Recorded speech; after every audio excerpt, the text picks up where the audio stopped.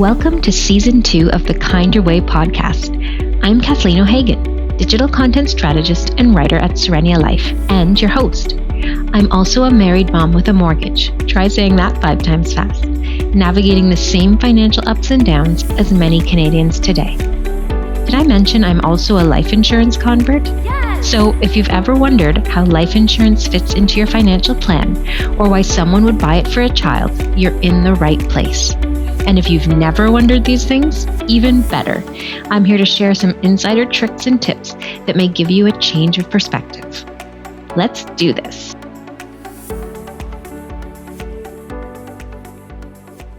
Happy New Year! I hope you had a really lovely holiday season. And more importantly, that you're not currently stressing yourself out trying to keep a long list of unrealistic New Year's resolutions. Because honestly, that used to be me. Then motherhood hit. Not only did my priorities shift like 100%, but suddenly I was expected to fully adult. I was responsible for a tiny human who depended on me for absolutely everything. And we had a mortgage, a real one with very real payments.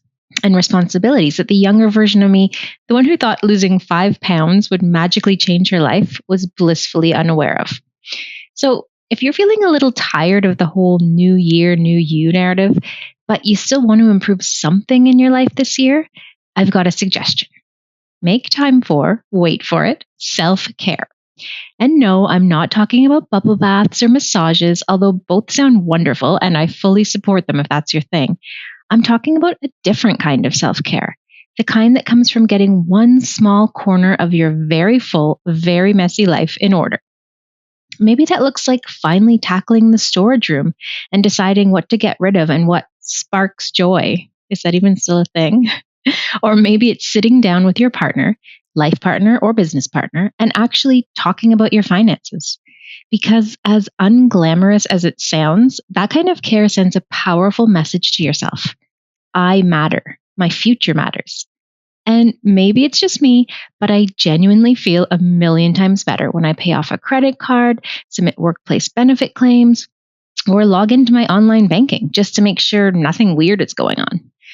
Now, full disclosure, this is coming from the person who uses spreadsheets to track Christmas gifts and travel plans. So if that doesn't tickle your fancy in the same way, I get it. But I can almost guarantee that doing small financial check-ins will lower your stress and probably give your mental health a quiet little boost too. Think about it this way. Instead of punishing yourself by cutting out something you love, like no more takeout coffee to save a few bucks, or no more chocolate ever to lose a few pounds, what if you allowed yourself to enjoy the little things, in moderation, of course, and your resolution this year was simple? To set aside a bit of time each month to get your finances in order. Quick side note, those strict, punishing resolutions always tend to feel doable in January, when we're energized and optimistic and convinced this is the year we become our best selves. But by March, the statistics say that nearly 90% of people will have abandoned them. So maybe we aim for something more sustainable this year. The nice thing about a monthly financial check-in is that it can look different every time. In January, maybe it's paying down holiday credit card debt. In February, it could mean putting extra savings into your RRSP before the tax deadline.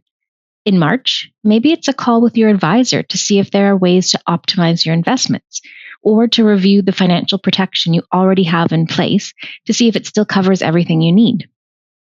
You'll know what I mean by everything you need if someone in your life was diagnosed with a serious illness during their working years, and you saw firsthand how much time, energy, and yes, money it took to get through treatment and recovery, and how it can be a pretty major financial setback. Actually, calling it a setback almost feels too mild. If you're lucky, it's a setback. If you don't have a strong support system or financial safety net, it can be devastating. In my local community, one of the owners of a well-loved summer camp was diagnosed with cancer a couple of years ago. She went through months and months of treatment. Thankfully, she seems to be doing much better now. But as an entrepreneur, I can only imagine the financial impact. I don't know whether she had critical illness insurance, but she was lucky to have an entire community step in with donations, meal trains, and support. That kind of generosity is a beautiful thing. But as life gets more expensive and people feel stretched thinner every day, it may not always be realistic to rely on others during our hardest moments. And the same goes for the death of a spouse. In households like mine, where my husband and I both rely on our incomes to pay the mortgage and bills, time off work, or worse, an unexpected death would completely derail things. I don't want to be navigating grief, worry, and caring for my child while also figuring out how to survive financially. I really don't want the uncertainty of crowdfunding to be part of that story. Here's what I think. We can be kinder to our future selves by making a kinder kind of resolution this year. Kind in that it's not a punishment, it's not too stressful, and it's setting ourselves up for the future. Here's the kindest New Year's resolution I can offer you. Feel free to steal it. This year, I'm choosing a different kind of self-care, a simple monthly check-in with my money. That's it. Honestly, you'll sleep better at night. Try it. And one final thought before we wrap up. There's a reason financial well-being is one of the 4 pillars of wellness. It's hard to feel good when money stress is constantly sitting in the background. But when you treat your financial well-being with the same care as your physical, mental, and let's be honest, social well-being, you set yourself up for so much more peace of mind.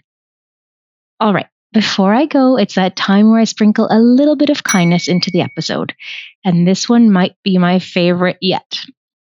So just before Christmas, I was delivering chocolates in my community as part of a fundraiser supporting a program that provides care for children orphaned by war. When I got to one woman's door, she invited me into her home. I assumed she was just being kind, offering me shelter from the cold for a moment. But once inside, she invited me to sit down for fruit, homemade goodies, and a chat. She comes from a culture where refusing hospitality, no matter how politely, is considered rude. So I ignored my very Western instinct to say, "Oh no, I couldn't," and accepted. She offered me homemade cookies, laid out fruit, and when I admitted I didn't really know much about persimmons, she happily sliced one up for me. We talked about her life, her family, and she asked about mine. And when I finally left, after nearly half an hour, she sent me home with leftover persimmon slices, a homemade dessert, a container of traditional meats her husband had just barbecued, and a box of chocolates. I was completely overwhelmed by her kindness. I couldn't stop thinking about her over the holidays, so I ended up leaving her some homemade treats as a small thank you on New Year's Day. Well, what about you? Have you witnessed or participated in an act of kindness lately?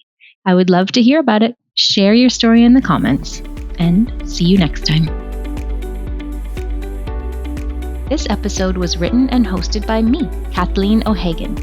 Video and audio edits by Teresa Moscardo. And sponsored by Serenia Life Financial, the kinder way to do life insurance.